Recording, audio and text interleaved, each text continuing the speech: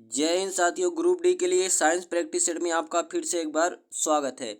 इससे पहले जो है 7 प्रैक्टिस सेट हो चुका है और 100 क्वेश्चन का महा मैराथन एक क्लास हो चुका है। यदि आपने उसको नहीं देखा है तो देरी किस बात का, अभी जो है वीडियो के नीचे डिस्क्रिप्शन में उसका लिंक है, उसे जरूर देखिए। तो भाई साइंस के लिए महा मैराथन की 100 क्वेश्चन की आज आपकी दूसरी सीरीज है। तो भाई प्लीज़ इसको मिस मत करिएगा, लास्ट तक बने रहिए। अगर आप मिस करेंगे तो जान लीजिए आप एग्जाम में क्वेश्चन को भी मिस करेंगे। तो चलिए बिना देरी की हम लोग क्वेश्चन को स्टार्ट करते हैं। पहला क्वेश्चन देखना आपसे क्या पूछा गया है।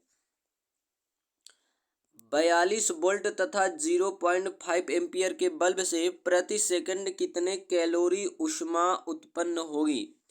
तो याद रखिएगा एक फार्मूला होता है आपका, H इक्वल टू होता है heat equal to P into T होता है, पावर इंटू टाइम होता है, ठीक है। और अगेन पावर बराबर P बराबर क्या होता है, वी आई होता है। P बराबर क्या होता है, वी आई होता है, इंटू क्या लिखोगे, T लिखोगे। तो यहाँ पे जो वोल्टेज की वैल्यू दे रखा आपको कितना, तो 42 वोल्टेज देखा कितना है, 42 वोल्ट दिया है। और धारा आपका कितना दिया, धारा तो भाई आप कहोगे 0.5, ठीक है। कितना दे रखा धारा, 0.5 दे रखा, तो रखिए धारा की वैल्यू 0.5 एम्पियर। और इनटू कितना समय, तो भाई कह रहा है कि प्रति सेकंड, ठीक है, प्रति सेकंड यानी कि एक रहेगा। इसको सॉल्व कर लीजिए तो आपका कितना आ जाएगा, आपका आ जाएगा 21 आ जाएगा, ठीक है। और जब आप 21 में क्या करोगे, 21 में क्या करोगे, जो ये दिया गया 42, ठीक है, आप इसे डिवाइड कर लीजिए 4.2 से, तो आपका ये कितना आ जाएगा, लगभग 5 कैलोरी आ जाएगा। कितना आ जाएगा, 5 कैलोरी आ जाएगा। तो याद रखिएगा पहले का आपका हो जाएगा 2, यानी कि आपका 5 कैलोरी ऊष्मा उत्पन्न होगा। तो चलिए नेक्स्ट क्वेश्चन की बात करते हैं। प्रश्न संख्या 2 आपसे पूछा गया, ध्यान देना कि भाई 1 किलोग्राम की वस्तु की गतिज ऊर्जा 1 जूल तब होगी जब उसकी चाल होगी। तो देखना यहाँ पे आपसे जो दिया गया है, पूछ रहा है चाल पूछ रहा है, और दिया क्या क्या आपको, द्रव्यमान दिया है और ऊर्जा दिया है। तो देखना गतिज ऊर्जा का जो फार्मूला होता है वो होता है के इक्वल टू होता है, ध्यान देना 1/2 mv² होता है, ठीक है। कितना होता है, के इक्वल टू होता है हाफ mv²। के की वैल्यू दे रखा है, काइनेटिक एनर्जी 1 दे रखा है, इन्होंने 1 दे रखा है, बराबर में आप लिखोगे 1/2। और यहाँ पे देखना मास इन्होंने दे रखा, द्रव्यमान 1 दे रखा है, और आपसे पूछ रहा है वी की वैल्यू, तो v² ऐसे रहने दो। तो v² बराबर आपका आ जाएगा कितना, 2 आ जाएगा, ठीक है। और यहीं पे देखो जब आप निकालोगे ना v की वैल्यू, तो v बराबर आपका कितना हो जाएगा, स्क्वायर जब उधर जाएगा तो ये स्क्वायर रूट हो जाएगा। v बराबर क्या हो जाएगा, स्क्वायर रूट में 2 हो जाएगा। और 2 का जो वर्गमूल होता है लगभग 1.414 होता है। कितना होता है, तो याद रखिएगा 1.414 होता है, ठीक है, 1.414 होता है। तो यहाँ पे याद रखना, यहाँ पे कौन सा है, ऑप्शन नंबर सी आपका सही हो जाएगा, 1.4 मीटर प्रति सेकंड होता है, ठीक है। तो बहुत ही इजी सवाल है, ऐसे ऐसे ही क्वेश्चन आपको एग्जाम में देखने को मिल रहे हैं, ठीक है। चलिए तो भाई जितने भी शिफ्ट वाइज हैं उसी के बेस्ड पे क्वेश्चन है जो कि बहुत इंपॉर्टेंट है, तो भाई लास्ट तक वीडियो में बने रहिएगा। आगे बात करते हैं क्वेश्चन नंबर 3 की। तो 3 में आपसे देखना क्या पूछा गया, एक छोटा सा सवाल है आपसे पूछा गया, ध्यान दीजिए। कह रहा कि नीचे दिए गए परिपथ का तुल्य प्रतिरोध कितना है। तुल्य प्रतिरोध आपको निकालना है, ठीक है। तो भाई चलिए परिपथ आपका दिया गया है ऐसे, यहाँ पे अगर आप बात करोगे ना तो ध्यान देना ये जो 2 ओम और 2 ओम किस क्रम में जुड़े हैं, समांतर क्रम में जुड़े। तो समांतर क्रम का जो फार्मूला होता है 1/r इक्वल टू होता है 1/r1, और प्लस क्या होता है 1/r2 होता है, ठीक है। अब यहाँ पे आप वैल्यू रखोगे तो भाई 1/r बराबर आपका क्या हो जाएगा, 1/2, और प्लस हो जाएगा 1/2। आधा आधा जोड़ोगे तो कितना आ जाएगा, 1 आएगा। और जब r बराबर निकालोगे तो आपका कितना आ जाएगा, फाइनल में 1 ओम आ जाएगा। कितना आ जाएगा, 1 ओम आपका आ जाएगा। तो भाई इस प्रकार से आपका कौन सा हो जाएगा, पहला वाला आपका सही हो जाएगा, ठीक है। चलिए आगे बात करते हैं क्वेश्चन नंबर हम लोग 4 की। तो भाई 4 में आपसे क्या पूछा गया, सौर ऊर्जा की रासायनिक ऊर्जा में परिवर्तन वाली क्रिया क्या कहलाती है? हाँ, तो सौर ऊर्जा जो होता है जब वो रासायनिक ऊर्जा में परिवर्तित होता है, यह प्रक्रिया क्या कहलाती है? प्रकाश संश्लेषण कहलाती है, या श्वसन कहलाता है, या वाष्पोत्सर्जन, या फिर रसावरोहण। तो याद रखिएगा, जब पौधे सूर्य से प्रकाश लेते हैं और फिर क्या करते हैं, प्रकाश संश्लेषण करते हैं, तो इस प्रकार जो सूर्य का प्रकाश होता है ये रासायनिक ऊर्जा में क्या होता है, कन्वर्ट होता है। तो यहाँ पे फोटोसिंथेसिस यानी कि प्रकाश संश्लेषण आपका बिल्कुल सही हो जाएगा। 4 का आपका हो जाएगा, ए वाला सही हो जाएगा। नेक्स्ट बात करते हैं क्वेश्चन नंबर 5। तो भाई क्वेश्चन नंबर 5 आपसे पूछा गया, ध्यान देना। सूची एक को सूची दो से मैच कराना, ठीक है।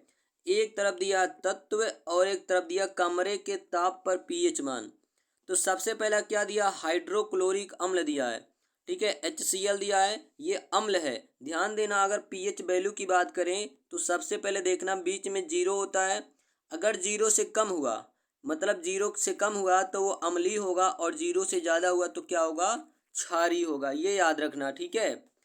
अब देखना यहाँ पे जो HCl है ये क्या है, हाइड्रोक्लोरिक अम्ल है, यानी कि इसका पीएच मान क्या होना चाहिए, 7 से कम होना चाहिए। तो 7 से कम एक ही दिया है यहाँ पे, 3 आपका हो जाएगा। NaOH क्या होता है, क्षार होता है। क्षार का क्या होता है, तो भाई 7 से ज़्यादा होता है, यानी कि इसका कितना हो जाएगा, 12 हो जाएगा। और जल क्या होता है, उदासीन होता है, इसका पीएच मान कितना हो जाएगा, 7 हो जाएगा, ठीक है। तो इस प्रकार आप मैच करा लेना, आपका हो जाएगा 2 3 1 हो जाएगा। क्या हो जाएगा, 2 3 1 हो जाएगा। तो 2 3 1 किस में लिखा है, तो ऑप्शन नंबर सी में आपका लिखा, ठीक है। 2 3 1 आपका सही हो जाएगा, ठीक है। चलिए नेक्स्ट क्वेश्चन की बात करते हैं। आपसे पूछा गया क्वेश्चन नंबर 6, पूछा गया कि लोहे के चूर्ण पर तनु हाइड्रोक्लोरिक अम्ल डालने पर प्राप्त उत्पाद क्या होगा। तो लोहे के चूर्ण पर देखो, लोहे का जो फार्मूला तो आयरन का आपका होता है Fe, ठीक है। इसकी क्रिया हमको करानी है हाइड्रोक्लोरिक अम्ल से, HCl से करा दीजिए। जब इससे क्रिया कराएंगे तो क्या होता है, चूंकि आयरन पे 2 पॉजिटिव, तो यहाँ पे हम लोग इसको ले ले 2 मॉलिक्यूल। तो यहाँ पे जो आपका बन जाता है, आपका बन जाता है FeCl2। क्या बन जाता है, FeCl2 प्लस में आपका क्या हो जाता है, H2 हो जाता है। यानी कि आपका बन जाएगा आयरन क्लोराइड हो जाएगा, और क्या बन जाएगा, हाइड्रोजन गैस हो जाएगा। तो यहाँ पे आपका जो होगा ऑप्शन नंबर बी आपका सही हो जाएगा, हाइड्रोजन गैस एवं आयरन क्लोराइड, बिल्कुल सही हो जाएगा, ठीक है। चलिए क्वेश्चन नंबर 7 देखना, आपसे क्या पूछा गया है। निम्न में से घनकंद का उदाहरण कौन सा है, यानी कि कॉर्म का एग्जाम्पल कौन सा है। अगर यहाँ पे आलू की बात करें तो ये तो भैया आपका तना होता है, ठीक है। क्या होता है, तना होता है। यहाँ पे अगर बात करें अदरक और लहसुन, ये तो भाई डिफरेंट में आ जाते हैं। जबकि यहाँ पे देखना जमी कंद को ही क्या बोलते हैं, घनकंद बोलते हैं, ठीक है। क्या बोलते हैं, घनाकंद का उदाहरण है। अगर आपसे आलू पूछेगा आलू किसका उदाहरण है, तो आप कहिएगा तना, ठीक है। अदरक क्या है, तो भाई ये जड़ ओड़ में आ जाता है, ठीक है। तो 7 का याद रखिएगा, ए वाला आपका सही हो जाएगा। प्रश्न संख्या 8 आपसे पूछा गया है, 1 बिलियन में OH निगेटिव की सांद्रता 10⁻⁻12 मोल प्रति लीटर है। इस बिलियन का पीएच मान क्या होगा। देखो PDF टेलीग्राम पे डाल दिया जाएगा, और हाँ वीडियो को जरूर देखिएगा, क्योंकि वह PDF में कभी कभी टाइपिंग में आंसर मिस्टेक से दूसरा टाइप हो जाता है, ठीक है। जैसे रहता A, कभी कभी B गलती से छप जाता है, ठीक है, टाइप हो जाता है। तो इसीलिए आपसे रिक्वेस्ट है वीडियो को पूरा देखना, अन्यथा आप देखोगे PDF में आंसर में भी गलत दिया हो सकता है, ठीक है। तो पीएच वैल्यू का जो फार्मूला होता है, ये होगा पीएच बराबर होता है, यानी कि पोटेंसी ऑफ हाइड्रोजन बराबर होता है माइनस लॉग H प्लस होता है। कितना होता है, माइनस लॉग H प्लस होता है। आगे अगर आप देखोगे तो आपका हो जाएगा माइनस लॉग, और यहाँ पे हाइड्रोजन आयन की सांद्रता कितना दे रखा है, तो 10⁻⁻12 दे रखा है। तो log m की पावर n बराबर होता है n log m, यानी कि माइनस ये हो जाएगा -12 आगे आ जाएगा, और फिर आपका हो जाएगा कितना, log 10 हो जाएगा। कितना हो जाएगा, log 10। भाई log 10 की वैल्यू कितनी होती है, 1 होती है, और यहाँ पे -12 और आगे भी माइनस है, तो क्या हो जाएगा, माइनस माइनस प्लस 12 आ जाएगा। कितना आ जाएगा, प्लस 12, चूंकि log 10 की वैल्यू कितनी होती है 1, तो उस बिलियन का जो pH मान होगा वो आपका कितना होगा 12 होगा। ठीक है, कितना होगा 12। तो यहीं पे देखना 8वां में यहाँ पे दिया 2 दिया है, जो कि आपका क्या है बिल्कुल गलत है। ठीक है, बिल्कुल गलत है। तो इसीलिए कह रहा हूँ कि भाई वीडियो को पूरा देखिएगा, फिर उसके बाद आप PDF पढ़िएगा। ठीक है, चलिए क्वेश्चन नंबर 9 की बात करते हैं। आपसे पूछा गया है कि भाई एसी परिपथों में एसी मीटर मापते हैं, यानी कि जो अल्टरनेटिंग करंट होता है, एसी का पूरा नाम क्या होता है अल्टरनेटिंग करंट। अल्टरनेटिंग करंट परिपथों में एसी मीटर मापते हैं। क्या मापते हैं? देखो लाइट जो होता है ना, विद्युत, वो दो प्रकार का होता है। एक आपका होता है एसी और एक आपका क्या होता है डीसी। एसी का मतलब होता है अल्टरनेटिंग करंट प्रत्यावर्ती धारा, और डीसी का मतलब होता है डायरेक्ट करंट यानी कि दृष्टि धारा होता है। ठीक है, ये तो आपको पता ही होगा। चलिए अगर हम लोग बात करें यहाँ पे कि जो किससे नापते हैं, तो याद रखिएगा यहाँ पे जो आपका सही होगा 9th का, वो आपका होगा बी वाला, RMS से। किससे नापते हैं? ध्यान देना, मीटर से नापते हैं RMS। भाई RMS है ना, इसका पूरा नाम होता है रूट मीन स्क्वायर वैल्यू। ठीक है, वर्ग माध्य मूल मान। ठीक है, रूट मीन स्क्वायर वैल्यू। ठीक है, याद रखिएगा। और भाई इसी प्रकार आपका होता है VRMS बराबर V0/√2, और IRMS बराबर क्या होता है I0√2। ठीक है, तो 9 का याद रखिएगा, बी आपका सही हो जाएगा। प्रश्न संख्या 10 में देखना, आपसे पूछा गया है कि पानी निकालने पर शेविंग ब्रश के बाल आपस में चिपक जाते हैं, इसका कारण क्या है? तो याद रखिएगा बेसिकली ये होता है सरफेस टेंशन। क्या होता है? पृष्ठ तनाव होता है। ठीक है, चलिए आगे बात करते हैं प्रश्न संख्या 11 की। क्वेश्चन 11 आपसे पूछा गया, प्राकृतिक अनिषेक फलन सामान्यतः किसमें पाया जाता है? प्राकृतिक अनिषेक फलन यानी कि एक विधि होता है फलों को उगाने का जिसमें बीज नहीं पाया जाता। ठीक है, जैसे पपीता को स्पेशल तरीके से उगाया जाता तो पपीते में बीज ही नहीं होता। इसी प्रकार यहाँ पे जो अंगूर दिया है, अंगूर में भी ऐसा हमको देखने में मिलता है। तो 11 का आपका हो जाएगा ए आपका सही हो जाएगा।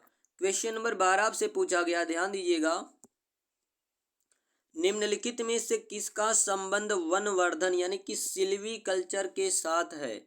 किसका है? हिल्सा संवर्धन का, या सिल्वर कार्प का, या फिर तेल उत्पादक का, या फिर जंगली फसलों का? तो बेसिकली अगर देखा जाए silviculture are related to the, जैसे जंगली फसलों के संवर्धन से रिलेटेड। ठीक है, तो 12 का आपका हो जाएगा 4 वाला सही हो जाएगा। प्रश्न संख्या 13 आपसे पूछा गया, सेलुलोज सेलुलोज निम्नलिखित में से किसका मुख्य घटक है? कोशिका भित्ति का है, या कोशिका कला का, या जाइलम की द्वितीय भित्ति, या फिर कीटों की शारीरिक भित्ति?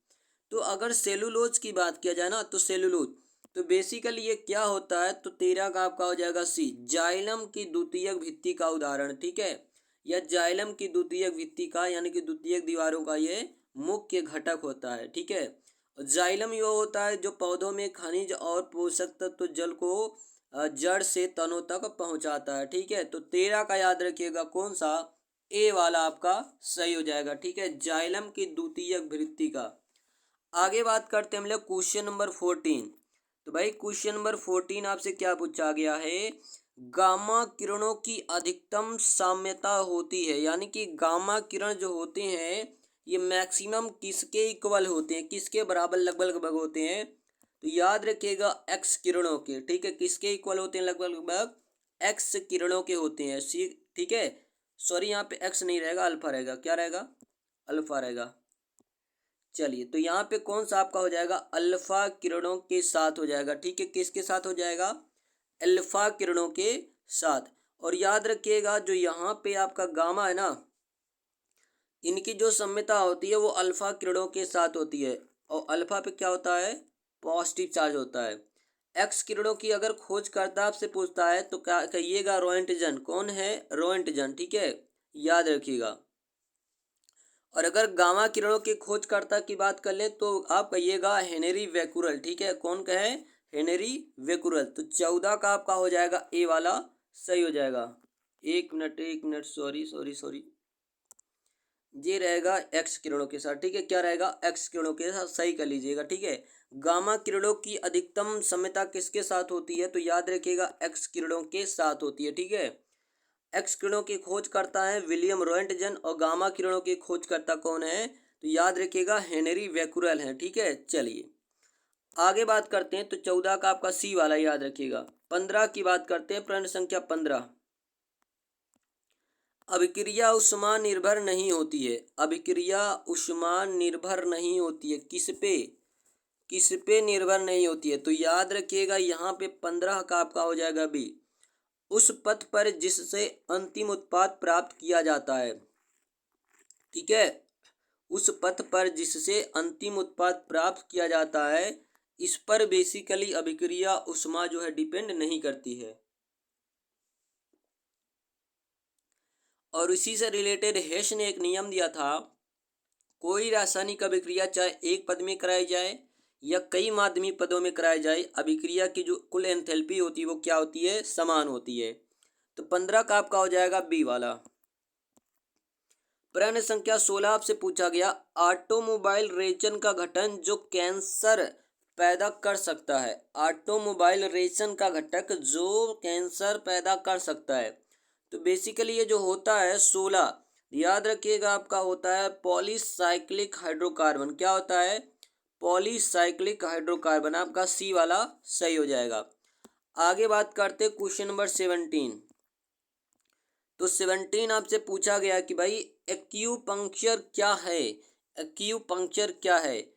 हृदय का एक रोगसाना या ट्यूब या टायर की सफाई, सुइयों के माध्यम से उपचार विधि, या फिर एक उपज संवर्धन है। तो भाई अगर एक्यूपंक्चर की बात करें तो एक प्रकार से ना सुइयों के माध्यम से उपचार की मेथड होती है, ठीक है। सुइयों के माध्यम से उपचार की विधि होती है, क्या? एक्यूपंक्चर, ठीक है। याद रखिएगा 17 का सी।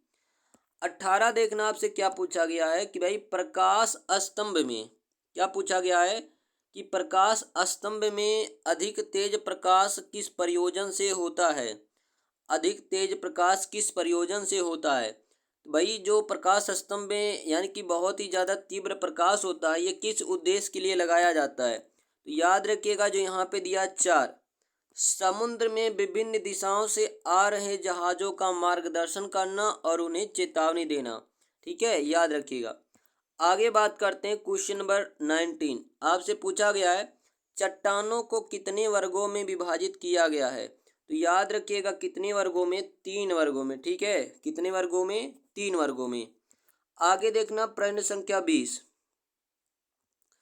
कॉस्मेटिक पाउडर किससे तैयार किया जाता है? ठीक है, कॉस्मेटिक पाउडर किससे तैयार किया जाता है? तो ये जो तैयार किया जाता है कॉस्मेटिक पाउडर, ये टेल्क से तैयार किया जाता है। किससे? टेल्क से तैयार किया जाता है। 20 का आपका हो जाएगा 2।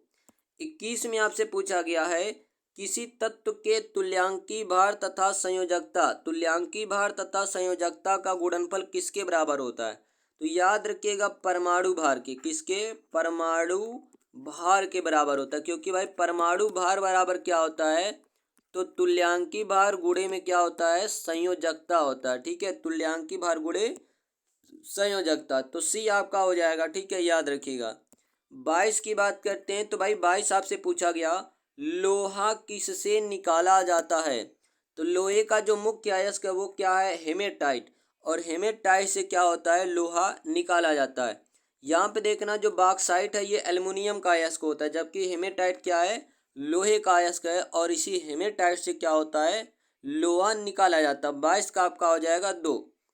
प्रश्न संख्या 23 देखना आपसे क्या पूछा गया, ध्वनि की तीव्रता किसमें अधिकतम होगी? यानी कि ध्वनि की चाल किसमें अधिकतम होगी? तो ध्वनि देखना एक प्रकार का अनुदैर्ध्य तरंग होता है। क्या होता है?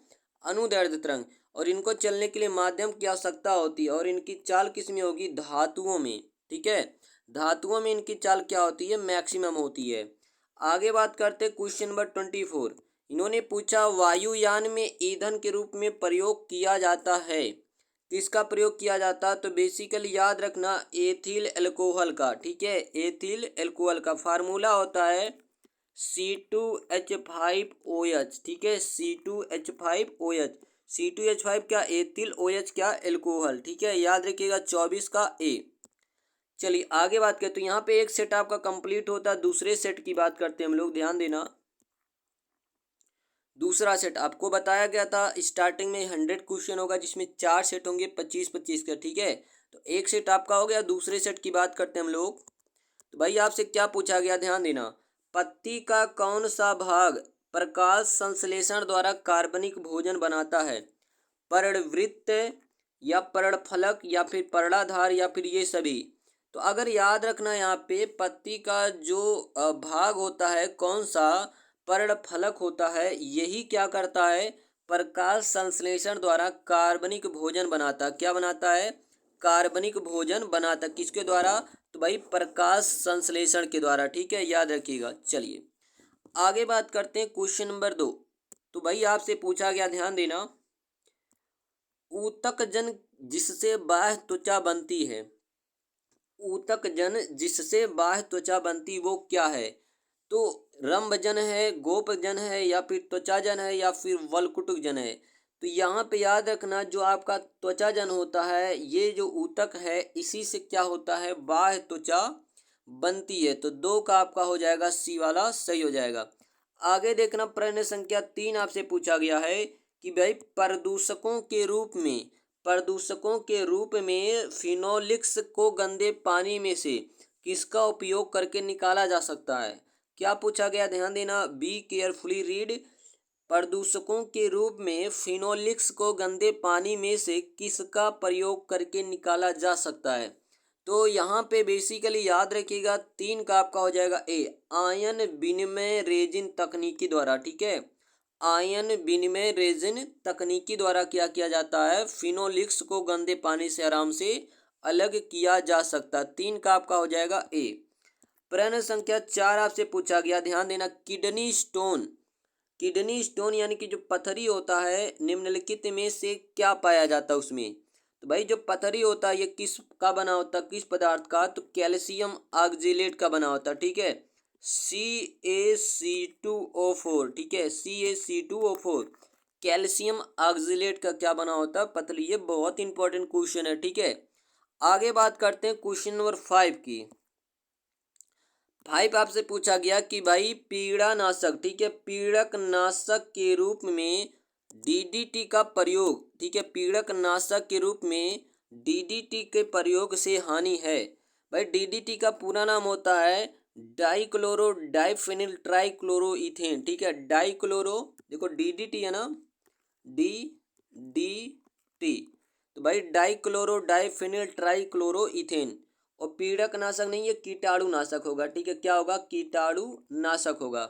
तो भाई डीडीटी का पूरा नाम डाइक्लोरो डाइफेनिल ट्राइक्लोरोइथेन।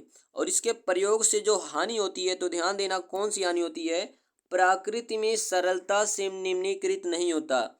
यानी कि डीडीटी अगर आप गेहूं में डाल देंगे या चावल में डाल देंगे तो इसका असर खत्म नहीं होता, ठीक है। आप गेहूं को काट के लाएंगे, उसको पीस के खुद खाएंगे तो भाई असर आपके पेट में भी चला जाएगा। तो ये क्योंकि निम्नीकृत नहीं होता, ये इससे हानि है। आगे बात करते हैं क्वेश्चन नंबर 6 में आपसे पूछा गया उच्च रक्तदाब को रोकने हेतु, उच्च रक्तदाब को रोकने हेतु किस औषधि का प्रयोग किया जाता है? तो यहाँ पे याद रखिएगा किसका प्रयोग किया जाता है, 6 का आपका हो जाएगा सी, राउओल्फिया जाति से, किससे, राउओल्फिया जाति से। और यहाँ पे याद रखना सिनकोना से ना, सिनकोना हो गया, इससे क्या होता है, मलेरिया की दवा बनती है, ठीक है, सिनकोना से क्या होता है, और कुनेन, सिनकोना और कुनेन से क्या होता है, दोनों के छाल से मलेरिया की दवा बनती है। तो 6 का याद रखिएगा सी वाला। आगे बात करते क्वेश्चन नंबर 7। फास्फोरस को जल में रखा जाता है, फास्फोरस को जल में रखा जाता क्यों? क्योंकि भाई अगर उसको खुले में रखा जाएगा तो वो वायु से अभिक्रिया करके विषैला पदार्थ बना लेता है। इसीलिए ध्यान देना ऑक्सीजन से इसके संपर्क को रोकने के लिए, यानी कि फास्फोरस ऑक्सीजन के संपर्क में ना आ पाए, इसके लिए इसे जल में रखा जाता, नहीं तो ये रासायनिक अभिक्रिया कर लेगा और पॉइजन बना लेगा। आपने देखा होगा सोडियम की बात करते हैं, अगर हम लोग किसकी बात करते हैं, सोडियम की, तो सोडियम को कहाँ रखा जाता है, तो याद रखना सोडियम को केरोसिन यानी कि मिट्टी के तेल में रखा जाता है। कहाँ पे रखा जाता है, मिट्टी के तेल में, क्योंकि सोडियम सबसे क्रियाशील धातु है, वो वायु के संपर्क में आने पर ही क्या कर जाता है, विस्फोट कर जाता है। 7 का याद रखिएगा सी। आगे बात करते क्वेश्चन नंबर 8। आपसे पूछा गया कि भाई एक तत्व का इलेक्ट्रॉनिक विन्यास इतना है, एक तत्व का इलेक्ट्रॉनिक विन्यास इतना है, आवर्त सारणी में तत्व का ब्लॉक, ब्लॉक यानी कि वर्ग और आवर्त क्या होगा। तो भाई अगर आपको वर्ग निकालना ना, क्या निकालना है, वर्ग, तो याद रखिएगा यहाँ पे कौन सा ब्लॉक होगा, तो यहाँ पे लास्ट में देखना, लास्ट में, ठीक है। तो लास्ट में 8वां का देखना, लास्ट में आपका क्या लिखा है, 3D। तो कौन सा ब्लॉक होगा, डी ब्लॉक होगा। कौन सा होगा, डी ब्लॉक होगा। और याद रखिएगा इसके अलावा तो 2 ऑप्शन में डी ब्लॉक। और आपसे पूछा आवर्त कौन सा होगा, कौन सा आवर्त होगा, तो याद रखिएगा यहाँ पे आवर्त जो होगा, यहाँ पे देखना लास्ट में जो आएगा 3S 3P 3D, लास्ट में क्या आएगा, सबसे 4S आएगा, तो चौथा आवर्त हो जाएगा। यानी कि आपका सी वाला सही हो जाएगा, डी ब्लॉक, और चौथा आवर्त हो जाएगा, 8 का हो जाएगा आपका सी वाला। आगे बात करते हैं क्वेश्चन नंबर 9। आपसे पूछा गया निम्नलिखित में से किस ग्रह को शाम का तारा या भोर का तारा भी कहा, यानी कि संध्या का तारा या भोर का तारा, तो वह ग्रह आपका कौन सा है, शुक्र है, ठीक है। शुक्र ग्रह को संध्या का तारा या भोर का तारा भी कहा जाता है। और याद रखना इसे ही पृथ्वी की बहन भी कहा जाता है, ठीक है। बुध की बात करें तो बुध तो सबसे छोटा ग्रह है, जो कि 88 दिनों में सूर्य की परिक्रमा कंप्लीट कर लेता है। मंगल को मार्स ग्रह भी बोलते हैं, ठीक है, लाल ग्रह भी बोलते हैं। शनि तो भाई काला ग्रह है, ठीक है, याद रखिएगा। आगे बात करते हैं क्वेश्चन नंबर 10। तो भाई आपसे पूछा गया 10 में, जब लोहे की कील को कॉपर सल्फेट के विलयन में, जब लोहे के कील को कॉपर सल्फेट के विलयन में डुबोया जाता है, तो धीरे धीरे कॉपर सल्फेट के विलयन का रंग हल्का पड़ जाता है और लोहे की कील पर एक भूरे रंग की परत जम जाती है। यह किसका उदाहरण है, तो बेसिकली यह ध्यान देना किसका उदाहरण होता है, तो यहाँ पे जो दिया है सी, विस्थापन और रेडॉक्स अभिक्रिया का, ठीक है, विस्थापन और रेडॉक्स अभिक्रिया। क्योंकि भाई जब कॉपर सल्फेट की विलय में, ध्यान देना क्या होता है, आपको अभिक्रिया समझाते हैं। देखो लोहे की कील है Fe, इसको डुबाना है कॉपर सल्फेट, तो CuSO4 इसके विलयन में डुबा दो, तो क्या कर देता है, जो आयरन है ना, ये कॉपर को विस्थापित कर देता है, तो ये हो जाएगा FeSO4 बन जाता है, और प्लस आपका क्या हो जाता है, Cu। तो यहाँ पे Fe के पास ऑक्सीजन नहीं था, तो ऑक्सीजन बढ़ गया, तो आपका क्या हो गया, रेडॉक्स हो गया, ठीक है। और कॉपर के पास ऑक्सीजन था और ऑक्सीजन खत्म हो गया, ठीक है, तो यहाँ पे अपचयन हो गया, ठीक है। तो यहाँ पे ऑक्सीकरण और अपचयन दोनों हो रहा है, तो भाई रेडॉक्स हुआ। चूंकि आयरन कॉपर को विस्थापित कर दे रहा है, इसलिए क्या हो जाएगा, विस्थापन। तो इसीलिए आपका कौन सा सही हो गया, सी वाला, विस्थापन और रेडॉक्स अभिक्रिया। प्रश्न संख्या 11 देखना, आपसे क्या पूछा गया, पराबैंगनी विकिरण अल्ट्रावायलेट लाइट क्षति से पादपों की रक्षा करने वाला वर्णक कौन सा है। पराबैंगनी विकिरण क्षति से पादपों की रक्षा करने वाला वर्णक कौन सा है, तो याद रखिएगा कौन सा है, 11 का आपका हो जाएगा कौन सा, डी, पर्णपीत या फिर जैंथोफिल होता है। कौन सा होता है, पर्णपीत या फिर जैंथोफिल। चलिए 12 में देखना, आपसे पूछा गया पर्णपाती वृक्ष कौन से हैं। पर्णपाती वृक्ष की बारे में बात करा, किसके बारे में, पर्णपाती वृक्ष के बारे में। ये देखना 4 ऑप्शन दिया गया, अपने खाद्य का संश्लेषण करेंगे, अपने खाद्य के लिए दूसरों पर निर्भर रहेंगे, अपनी पत्तियां प्रत्येक वर्ष गिराते हैं, अपनी पत्तियां नहीं गिराएंगे। तो 4 ऑप्शन दिया गया, चलिए बताइए अपना आंसर।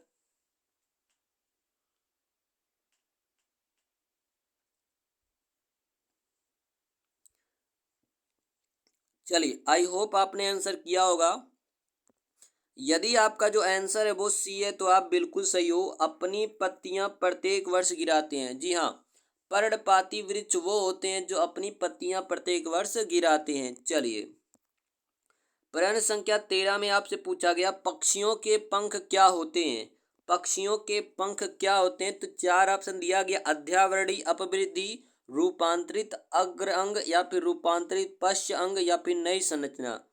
तो अगर ध्यान देना 13 की बात करोगे, तो जो पक्षियों के पंख होते हैं ये किसका उदाहरण होता है, तो रूपांतरित पश्च अंग होता है। क्या होता है, रूपांतरित पश्च अंग होता है। 13 का आपका हो जाएगा कौन सा, सॉरी ये नहीं होगा आपका, 13 का आपका होगा बी। कौन सा होगा? बी। रूपांतरित अग्र अंग होता, क्या होता है? रूपांतरित अग्र अंग होता है। चलिए आगे बात करते क्वेश्चन नंबर 14। आपसे पूछा गया भाई,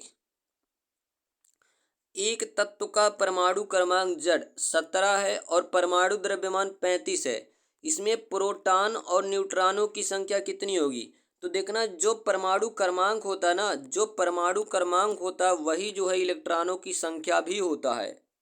ठीक है, जो परमाणु क्रमांक होता है वही इलेक्ट्रॉनों की संख्या होता है और वही प्रोटॉनों की संख्या भी होता है। तो प्रोटॉनों की संख्या कितना हो जाएगा? 17। और अगर आपको न्यूट्रॉन निकालना ना, तो द्रव्यमान संख्या में से आप जो है परमाणु क्रमांक घटा दीजिए। तो घटा दीजिए, कितना आ जाएगा? 15 में से 7 जाएगा 8 और 2 में से 1 जाएगा 1, यानी कि 17 प्रोटॉन और 18 न्यूट्रॉन आएगा। ठीक है, तो आपका हो जाएगा कौन सा? सी वाला आपका सही हो जाएगा, 14 का सी वाला। आगे बात करते हैं क्वेश्चन नंबर 15। तो भाई 15 आपसे पूछा गया है कि भाई अष्टभुज, अष्टभुज यानी कि ऑक्टोपस, घोंघा, सीपिया और यूनियो को किस फाइलम में शामिल किया जाता है? तो ये लोग जिसमें आते हैं उसको बोलते हैं मोलस्का। क्या होता है? मोलस्का। ठीक है, अगर एनीलिडा की बात करें तो इसी में केचुआ आता है। आर्थ्रोपोडा की बात करें जैसे मकड़ी हो गया, ठीक है, मकड़ी के अलावा आप देख लो केकड़ा हो गया, विक्षु हो गया, ये सब किस में आते हैं? आर्थ्रोपोडा में। एनीलिडा में आपका केचुआ आता है, केचुआ को ही किसान का मित्र कहा जाता है। मोलस्का में क्या आता है? घोंघा हो गया, ठीक है, सीपिया हो गया, ऑक्टोपस होता है, ये किस में आता है? मोलस्का में आता है। तो आपका सी वाला सही हो जाएगा। प्रश्न संख्या 16 देखना, आपसे पूछा गया है, आमतौर पर पिंक मोल्ड किसका नाम है? आमतौर पर पिंक मोल्ड किसका नाम है? तो चार ऑप्शन दिया है, एस्परजिलस का, राइजोपस का, या फिर न्यूरोस्पोरा का, या फिर म्यूकर का। तो भाई जो पिंक बोल्ड है ये नाम होता, पिंक है मोल्ड है, ये किसका नाम होता है? तो याद रखिएगा 16 का आपका हो जाएगा बी, राइजोपस का। ठीक है, किसका नाम होता है? राइजोपस का ये नाम होता है। ठीक है, चलिए तो आपका कौन सा हो जाएगा? राइजोपस आपका सही हो जाएगा। 17 में आपसे पूछा गया, ध्यान दीजिएगा, निम्नलिखित में से कौन सा कण परमाणु के नाभिक से संबंधित नहीं है? तो देखना, जो परमाणु का नाभिक होता है इसमें क्या रहता है? प्रोटॉन रहता है और न्यूट्रॉन रहता है, इसके अलावा मेसान भी होता है। और नाभिक के चारों ओर विभिन्न कक्षाएं पाई जाती जिसमें इलेक्ट्रॉन क्या करता है? गति करता है। तो यहाँ पे पूछ रहा है नाभिक से संबंधित नहीं है, तो इलेक्ट्रॉन ये नाभिक में नहीं होता है। ठीक है, ये नाभिक के चारों ओर विभिन्न कक्षाओं में गति करता है। ठीक है, याद रखिएगा। 18 नंबर प्रश्न की बात करते हैं, प्रत्यावर्ती धारा को दृष्टि धारा में, यानी कि आपसे क्या पूछ रहा है कि जो एसी करंट है, एसी करंट को डीसी करंट में बदला जा सकता किसके द्वारा? तो याद रखिएगा दृष्टिकारी के द्वारा। किसके द्वारा? दृष्टिकारी के द्वारा ये बदला जा सकता है। ठीक है, याद रखिएगा। आगे बात करते हैं हम लोग 19 नंबर प्रश्न की। आपसे पूछा गया है कि भाई बोलोमीटर का प्रयोग किसे मापने के लिए किया जाता है? तो जो भाई बोलोमीटर होता है इसका जो यूज किया जाता है ये तापमान मापने के लिए, क्या मापने के लिए? तापमान मापने के लिए किया जाता है। तो बी वाला आपका क्या हो जाएगा? सही हो जाएगा, क्या? तापमान मापने के लिए। चलिए आगे बात करते हैं प्रश्न संख्या 20।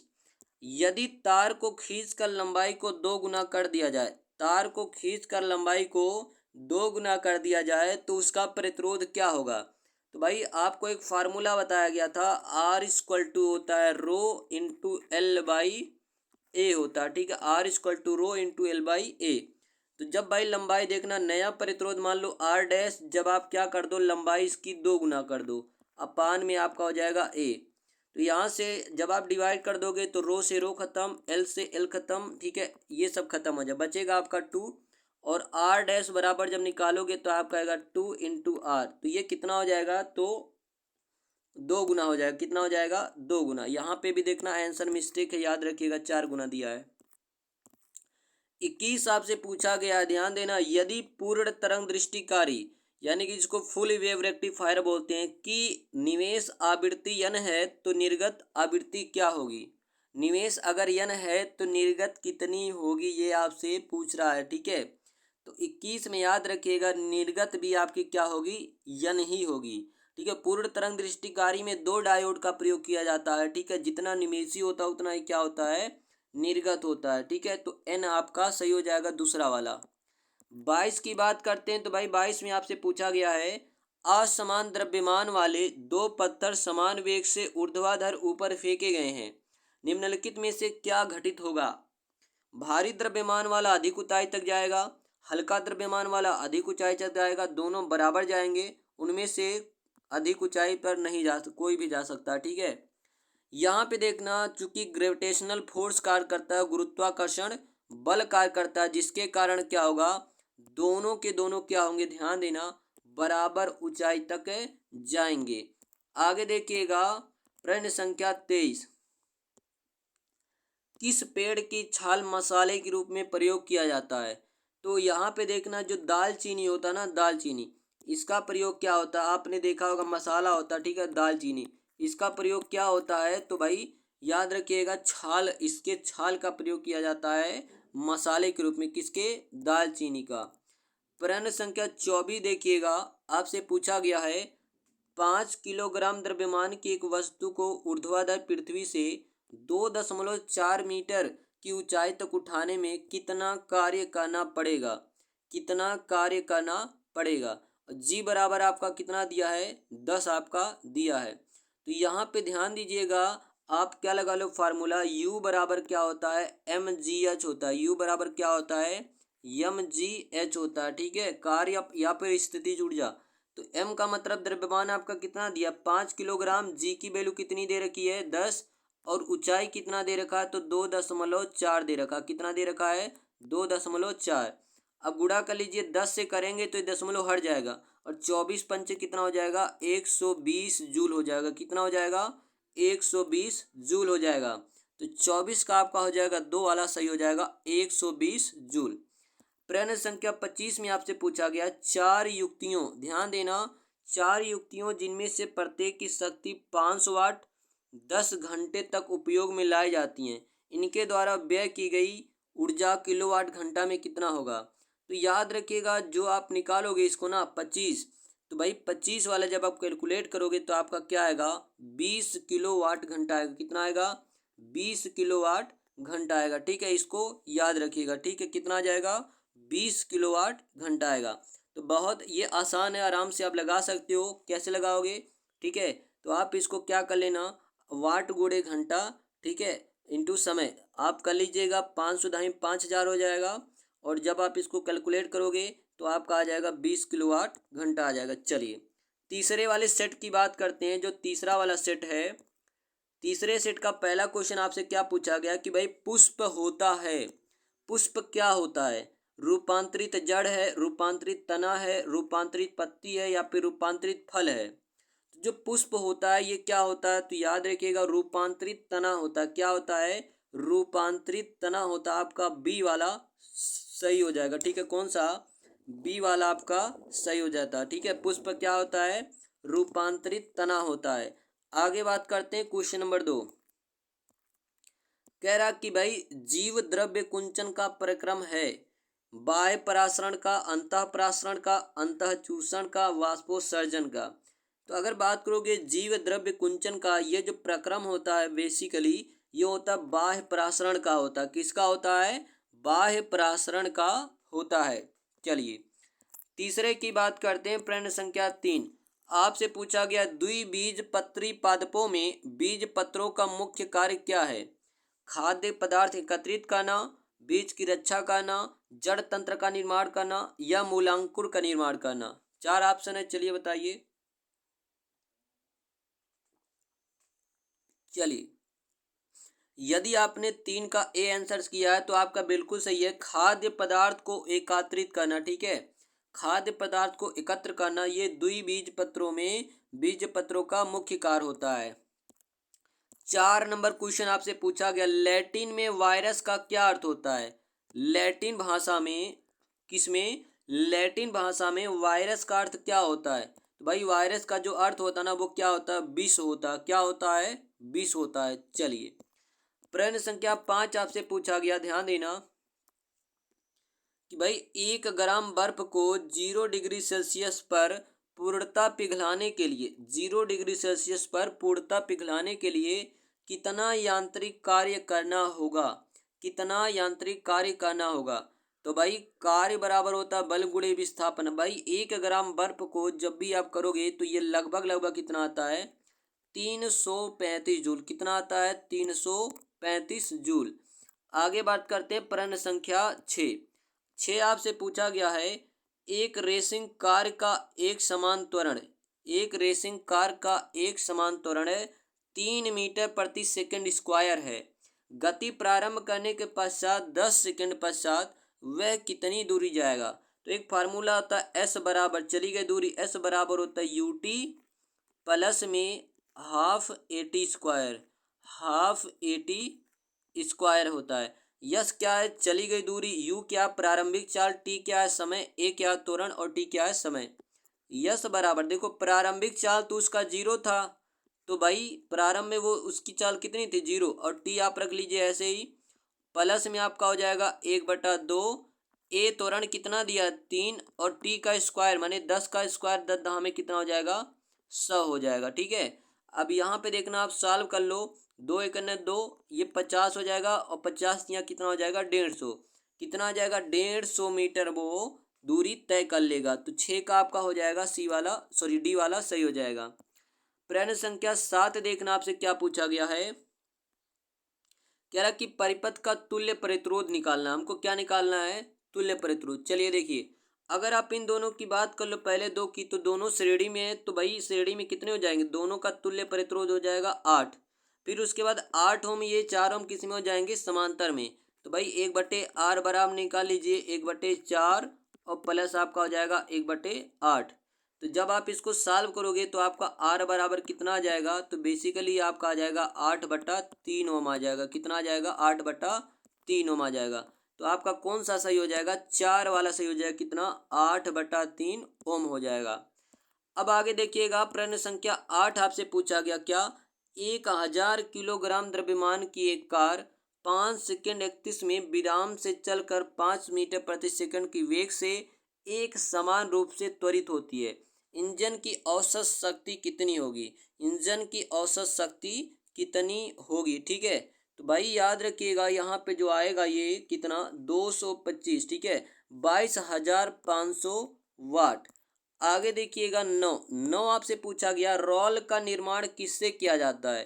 तो भाई रोल का जो निर्माण किया जाता है ये रबर से किया जाता है। ठीक है, रबर को नरम करने के लिए वल्कनीकरण विधि अपनाया जाती है, इसमें सल्फर मिलाया जाता है। प्रश्न संख्या 10 आपसे पूछा गया, ध्यान दीजिएगा, दूध का दही के रूप में जमने का कारण क्या है। तो भाई लैक्टोबैसिलस, क्या है लैक्टोबैसिलस, ये जिम्मेदार होता है दूध का दही के रूप में जमने के लिए। प्रश्न संख्या 11 आपसे पूछा गया, ध्यान देना, निम्न में से वह रोग कौन सा है जो उत्परिवर्ती जीन द्वारा फैलता है। तो हीमोफीलिया तो आपका अनुवांशिक रोग है, हीमोफीलिया क्या अनुवांशिक रोग है। निकट दृष्टि दोष की बात करें तो निकट की वस्तु साफ नजर आती है परंतु दूर की वस्तु साफ नहीं नजर आती, और निकट दृष्टि दोष के लिए अवतल लेंस चश्मे का प्रयोग किया जाता है। अरक्तता की अगर बात करें तो यही आपका क्या हो जाएगा, सही हो जाएगा। आगे बात करते हैं प्रश्न संख्या 12, दृढ़तांक निम्नलिखित में से किसका अनुपात है, दृढ़तांक निम्नलिखित में से किसका अनुपात है। तो याद रखिएगा अपर रूपण प्रतिबल के साथ अपर रूपण विकृति की। ठीक है, अपर रूपण प्रतिबल के साथ अपर रूपण विकृति की। प्रश्न संख्या 13 आपसे पूछा गया, ध्यान देना, आती हुई कार की चाल को मापने के लिए एक पुलिस अधिकारी उस पर निम्नलिखित में से क्या चमकाता है। तो क्या चमकाता है, तो 13 का याद रखिएगा बी, सूक्ष्म तरंगों को। ठीक है, किसको, सूक्ष्म तरंगों को। प्रश्न संख्या 14 आपसे पूछा गया, ध्यान देना, आलेख पाठ ध्वनि वीडियो तथा सजीवन एनिमेशन के संयोजन में सूचना को क्या कहा जाता है। तो सूचना को क्या कहा जाता है, 14 का याद रखिएगा सी, बहुमीडिया कहा जाता है। क्या कहा जाता है, बहुमीडिया। ठीक है, मिनी मीडिया। प्रश्न संख्या 15 आपसे पूछा गया है कि भाई एक जली विलयन का 25 डिग्री सेल्सियस ताप पर पीएच 5 है, इसी विलयन का 25 डिग्री सेल्सियस ताप पर पीओएच का मान क्या होगा। तो क्या होगा, तो 15 का याद रखिएगा, कौन सा आपका डी वाला, न होगा। कितना होगा, न होगा। प्रश्न संख्या 16 आपसे पूछा गया, ध्यान दीजिएगा। जल का विद्युत अपघटन एक वियोजन अभिक्रिया है। जल का विद्युत अपघटन एक वियोजन अभिक्रिया है। इस अभिक्रिया में मुक्त इलेक्ट्रॉन, ठीक है, सॉरी, मुक्त हाइड्रोजन और ऑक्सीजन गैसों का मोलर अनुपात क्या है। भाई जल का फार्मूला क्या होता है, H2O होता है। क्या होता है, H2O, यानी कि 2 हाइड्रोजन होता है और एक क्या होता है, ऑक्सीजन होता है, यानी कि आपका हो जाएगा 2:1 हो जाएगा। 16 का आपका हो जाएगा बी वाला। आगे बात करते हैं प्रश्न संख्या 17। घर्षण कोण और विराम कोण निम्नलिखित में से किस रूप में होता है। तो किस रूप में होता है, तो भाई एक दूसरे के समान होते हैं। कैसे होते हैं, एक दूसरे के समान होते हैं। तो 17 का हो जाएगा आपका ए। 18 आपसे पूछा गया है कि सिनकोना, ठीक है, सिनकोना आप सिल्फिल, ठीक है, सिनकोना आप सिनेलिस, क्या लिखा है, सिनकोना ऑफ सिनेलिस है, के पौधे किस भाग से मलेरिया की औषधि कुनैन प्राप्त की जाती है। देखो सिनकोना नामक पौधे से जो औषधि प्राप्त की जाती है मलेरिया की, उसको कुनैन कहते हैं। और किस भाग से प्रयोग किया जाता है, तो याद रखिएगा छाल। सिनकोना नामक पौधे का जो छाल होता ना, इसी से क्या होता है, मलेरिया की दवाई बनती है, जिसको क्या बोलते हैं, कुनैन कहते हैं। ठीक है। 18 के बाद बात करते हैं प्रश्न संख्या 19। कपड़ों पर जंग के दाग किसके द्वारा हटाए जा सकते हैं। तो भाई ये ऑक्जेलिक अम्ल के द्वारा हटाए जा सकते हैं। फार्मूला होता है C2O4, ठीक है, C2O4। अगला देखना, प्रश्न संख्या 20 आपसे पूछा गया, सामान्य नेत्र के लिए सुस्पष्ट दृष्टि की न्यूनतम दूरी कितनी होती है। तो भाई सामान्य नेत्र के लिए स्पष्ट दृष्टि की न्यूनतम दूरी होती है 25 सेंटीमीटर। कितना होता है, 25 सेंटीमीटर होता है। 20 का आपका हो जाएगा डी। 21 में आपसे क्या पूछा गया है कि भाई केचुए की पृष्ठीय रुधिर वाहिका में रक्त का प्रवाह किस ओर होता है। तो 21 में देखना, 4 ऑप्शन दिया गया, पार्श्वमुखी, अधोमुखी, पश्चगामी या अग्रगामी। तो भाई अगर हम लोग बात करें 21 में आपका कौन सा होगा, डी, अग्रगामी होता है।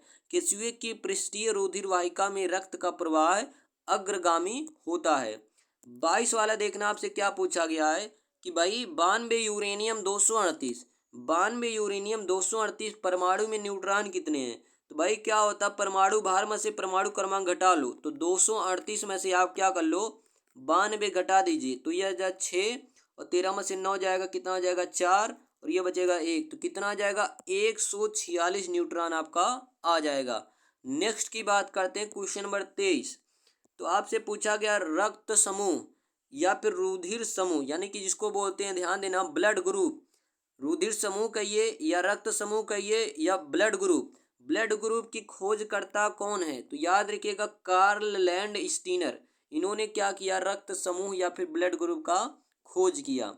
24 में आपसे पूछा गया है कि भाई ध्यान देना, वायु तथा कांच में, वायु तथा कांच में प्रकाश की चालें 3 × 10⁸ और 2 × 10⁸ मीटर प्रति सेकंड है। वायु के सापेक्ष कांच का अपवर्तनांक क्या होगा। भाई वायु के सापेक्ष कांच का पूछा ना, तो आप काम करिएगा, 3 × 10⁸ में ये हो गया वायु के सापेक्ष कांच वाला, 2 की पावर 8 से क्या कर दीजिए, डिवाइड, तो ये आपका अपवर्तनांक n की वैल्यू आ जाएगा। तो ये खत्म, ये खत्म, और 3 में 2 से डिवाइड करेंगे, आपका कितना आ जाएगा, 1.5 × 2 = 3 होता है, यानी कि 1.5 आ जाएगा, आपका बिल्कुल सही हो जाएगा। और अपवर्तनांक का कोई मात्रक नहीं होता है। 24 का आपका हो जाएगा 2।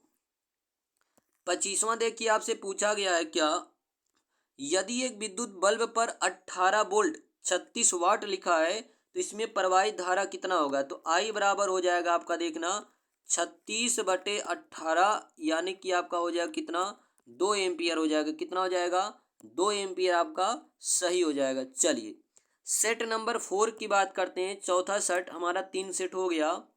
तो भाई चौथा सेट में देखना, पहला प्रश्न आपका क्या है कि भाई कोई बल है जो कोई अचर बल 0.6 किलोग्राम द्रव्यमान के किसी पिंड में इतना मीटर पर सेकंड का त्वरण, ये स्क्वायर रहेगा, ठीक है, 0.08 मीटर प्रति सेकंड स्क्वायर का त्वरण उत्पन्न करता है, तो बल का परिमाण क्या होगा। तो बल बराबर क्या होता है, F बराबर होता है ma। बल बराबर क्या होता है, द्रव्यमान गुणे त्वरण। द्रव्यमान कितना दिया है तो भाई 0.6 दिया। त्वरण कितना है तो 0.08 दिया है। तो यह गुणा कर लीजिए, आपका हो जाएगा 6 8 जा 48 और 3 अंक पे आपका क्या हो जाएगा, दशमलव लग जाएगा। तो आपका कौन सा हो जाएगा, पहला वाला आपका सही हो जाएगा। 0.048 न्यूटन हो जाएगा। कितना, 0.048 न्यूटन हो जाएगा। दूसरे नंबर क्वेश्चन की बात करते हैं, आपसे पूछा गया है सेल्सियस स्केल पर ताप 25 डिग्री सेल्सियस है तो फ़ारेनहाइट स्केल पर कितना होगा। चलिए, अगर आपको डिग्री सेल्सियस से डिग्री फ़ारेनहाइट में बदलना हो ना, तो सबसे पहले क्या कर लेना, 9/5 से गुणा कर लेना, उसके बाद 32 को जोड़ देना। अगर आपको डिग्री फ़ारेनहाइट से डिग्री सेल्सियस में बदलना हो तो सबसे पहले 32 घटा लेना, उसके बाद क्या कर लेना, 5/9 से गुणा कर लेना। तो हम लोग ये पहला वाला प्रोसेस अपनाएंगे, क्योंकि भाई डिग्री सेल्सियस को फ़ारेनहाइट में बदलना है। तो 25 में क्या कर लो, सबसे पहले 9/5 से गुणा कर लो, उसके बाद क्या कर लो, 32 ऐड कर लो। 5 5 जा हो जाएगा 25, 5 9 45, 45 में आप 32 को ऐड कर लीजिए, कितना आ जाएगा, 77 डिग्री फ़ारेनहाइट आपका आ जाएगा। आगे बात करते हैं क्वेश्चन नंबर 3 की। आपसे पूछा गया कि भाई मृदा से जल एवं खनिज लवणों का अवशोषण पादप के किस भाग द्वारा होता है। तो ये मूल रोम के द्वारा होता है। किसके द्वारा होता है, मूल रोम के द्वारा। 4 आपसे पूछा गया है कि भाई जल तथा खनिज लवणों को कौन सा ऊतक पादप के विभिन्न भागों में पहुंचाता है। तो यहाँ पे अभी देखना, हम आपको ऊपर बताए थे जाइलम। जो जाइलम होता है वो क्या करता है, जल और विभिन्न खनिज लवणों को पौधों के विभिन्न भागों में पहुंचाता है। तो 4 का आपका हो जाएगा बी। प्रश्न संख्या 5 की बात करते हैं, आपसे पूछा गया है ऑक्टेन संख्या के लिए किस यौगिक का न्यूनतम मान होता है। तो भाई आइसो ऑक्टेन, ठीक है, किसका मान न्यूनतम होता है, आइसो ऑक्टेन का मान क्या होता है, न्यूनतम होता है। प्रश्न संख्या 6 आपसे पूछा गया त्वचा की देखभाल के लिए तैयार जेल में किस औषधीय पौधे का इस्तेमाल किया जाता है। तो किसका को प्रयोग किया जाता है, तो एलोवेरा। किसका, एलोवेरा। सिनकोना तो मलेरिया की दवाई होती है, ठीक है। तो एलोवेरा का प्रयोग किया जाता है त्वचा की देखभाल के लिए जलीय औषधि में। 6 का आपका हो जाएगा सी। प्रश्न संख्या 7 आपसे पूछा गया निम्नलिखित में असंतृप्त कौन है। असंतृप्त वह होता है जिसमें कार्बन कार्बन के मध्य डबल या ट्रिपल बंध पाया जाता है। तो 4 ऑप्शन आपके सामने है। तो यहाँ पे कार्बन कार्बन के मध्य सिंगल है, ये तो संतृप्त हो जाएगा, तो ये नहीं होगा। यहाँ भी कार्बन कार्बन के मध्य सिंगल है, तो ये भी हो जाएगा संतृप्त। यहाँ पे देखना कार्बन कार्बन के मध्य सिंगल है, ये भी क्या हो जाएगा, संतृप्त। बट यहाँ पे देखना ऑप्शन नंबर 3 में आपका क्या है, कार्बन कार्बन के मध्य डबल बंध है, इसलिए ये क्या हो जाएगा, असंतृप्त हाइड्रोकार्बन हो जाएगा। 7 का आपका हो जाएगा सी। प्रश्न संख्या 8 आपसे पूछा गया अधिक पैदावार वाले पौधे किस प्रकार तैयार किए जा सकते हैं। अधिक पैदावार वाले पौधे किस प्रकार तैयार किए जा सकते हैं। तो याद रखिएगा संकरण द्वारा। किसके द्वारा, संकरण द्वारा ये तैयार किए जा सकते हैं। 8 का हो जाएगा 2। प्रश्न संख्या 9 देखिएगा। 9 आपसे क्या पूछा गया है कि भाई भारी जल से अभिप्राय क्या होता है। तो याद रखिएगा जिसमें जिसमें क्या होता है, वह जल जिसमें अधिकतम घनत्व होता है, वह जल जिसमें अधिकतम घनत्व होता है वो क्या होगा, हैवी वाटर कहलाएगा। चलिए 9 के बाद हम लोग बात करते हैं प्रश्न संख्या 10। यहाँ पे पूछा गया एक ठोस का वायु में भार इतना है, जल में इतना है, तो आपेक्षिक घनत्व कितना होगा। तो आप कर लीजिएगा, लगभग आपका कितना आ जाएगा, ध्यान देना आपेक्षिक घनत्व है। तो ये आपका आ जाएगा, देखना अगर आप करोगे तो आपका हो जाएगा कितना, तो ये लगभग कैलकुलेट करना। तो 10 का आपका हो जाएगा कौन सा, ए वाला। कौन सा हो जाएगा, ए।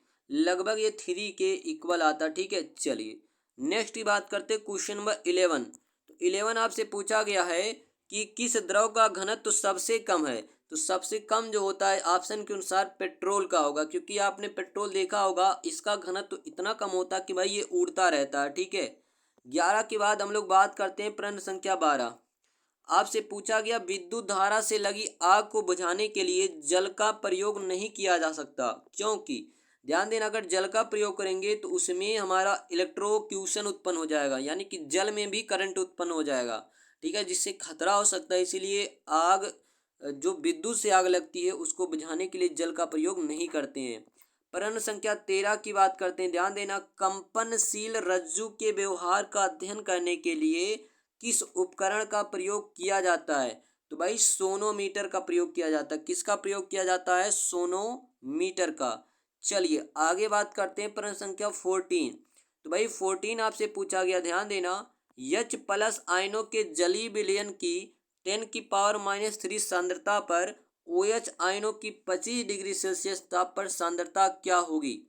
तो 14 का याद रखिएगा भी, ये कितना होगा? उतना ही होगा 10⁻10 ये नहीं होगा, 10⁻- आपका 11 होता। कितना होता है? 10⁻11 होता। चलिए 15 नंबर क्वेश्चन की बात करते हैं। आपसे पूछा गया, साधारण फिटकरी की क्षारों के साथ अभिक्रिया कराने पर एल्यूमिनियम हाइड्रोक्साइड AlOH का होल 3 किस रंग का अवक्षेप प्राप्त कर देता है? तो फिटकरी तो आपको पता ही भाई, ये सफेद रंग का, ठीक है, कैसा होता है? सफेद रंग का। 15 का हो जाएगा आपका 2। प्रश्न संख्या 16 आपसे पूछा गया, ध्यान दीजिएगा, पूछा गया, जिस प्रोटीन के कारण एक कोशिका में विषाणुओं द्वारा आक्रमण कर आंसू प्रभावित होने में कमी आती है, उसका नाम क्या है? तो भाई उसके नाम की अगर हम लोग बात करें तो क्या है? इंटरफेरान है। क्या है? इंटरफेरान है, जिससे आंसू प्रभावित होने में क्या होती है? कमी आती है। तो 16 का हो जाएगा डी। प्रश्न संख्या 17 आपसे पूछा गया, खमीर जिसको ईस्ट भी कहा जाता है हिंदी में, इंग्लिश में, हिंदी में खमीर है, इंग्लिश में ईस्ट है। खमीर या ईस्ट एक जटिल एंजाइम की क्रिया द्वारा किण्वन करता है, जिसका नाम क्या है? कौन सा है जटिल एंजाइम? तो याद रखिए यहाँ पे जाइमेज है। कौन सा है? जाइमेज है। 17 का आपका कौन सा हो जाएगा? बी वाला सही हो जाएगा। क्या? जाइमेज। प्रश्न संख्या 18 आपसे पूछा गया है कि भाई कोई पिंड ऊष्मा का सबसे अधिक अवशोषण करता है जब वह हो, तो भाई किरचॉफ के नियम के अनुसार अच्छे उत्सर्जक अच्छे अवशोषक होते हैं, और अच्छा अवशोषक तब होता है जब वो काला हो और कैसा हो? खुरदुरा हो। काला हो और कैसा हो? खुरदुरा हो। 19 नंबर प्रश्न की बात करते हैं। आपसे पूछा गया, ध्यान देना, अमेरिका की जो अंतरिक्ष एजेंसी है नासा द्वारा, ध्यान देना, अमेरिका की अंतरिक्ष एजेंसी नासा द्वारा प्रक्षेपित डॉट डॉट लैंडर ने मंगल पर अपना पहला भूकंप मापी उपकरण स्थापित किया। इस लैंडर का नाम क्या था? तो भाई इसका नाम था इनसाइट था। क्या नाम था? इनसाइट था। 19 के बाद प्रश्न संख्या 20 की बात करते हैं। ध्यान देना, आपसे पूछा गया, टेस्ट ट्यूब शिशुओं में, टेस्ट ट्यूब शिशुओं में तो क्या होता है? तो याद रखना ऑप्शन नंबर बी, अंडाणु का निषेचन टेस्ट ट्यूब में होता है और विकास किस में होता है? यूटेरस यानी कि गर्भाशय में होता है। ठीक है, जो टेस्ट ट्यूब होता है इसमें अंडाणु का जो निषेचन होता है ना, वो किस में होता है? टेस्ट ट्यूब में होता है। लेकिन जो उसका भाई विकास होता है वो किस में होता है? गर्भाशय में होता है। चलिए 21 की बात करते हैं। प्रश्न संख्या 21 आपसे पूछा गया है कि भाई कोयले से वाणिज्यिक रूप से पैदा होने वाली ऊर्जा को क्या कहते हैं? तो उसको तापीय ऊर्जा कहते हैं। कौन सा कहते हैं? तापीय ऊर्जा कहते हैं। 22 देखना, आपसे क्या पूछा गया है, निम्नलिखित में से वह कौन सा अम्ल है जो मूलतः कार्बनिक नहीं है? तो यहाँ पे देखना सल्फ्यूरिक अम्ल, ये कार्बनिक नहीं होता, क्योंकि देखो इसका फार्मूला होता है H2SO4 होता है, और इसमें कहीं भी देखो कार्बन नहीं आया। ठीक है, तो ये कैसा होता है? अकार्बनिक होता है। नेक्स्ट की बात करते हैं, क्वेश्चन नंबर 23। इसमें आपसे पूछा गया, निम्नलिखित में से कौन सा तत्व रेडियोधर्मी नहीं है? तो रेडियोधर्मी जो यहाँ पे नहीं है वो कौन सा है? जर्कोनियम, ये रेडियोधर्मी नहीं है। बाकी यूरेनियम, रेडियम, प्लूटोनियम, ये क्या है? आपका यूरेनियम हो गया, रेडियम हो गया और प्लूटोनियम हो गया, ये आपका क्या होता है? रेडियोधर्मी होता है।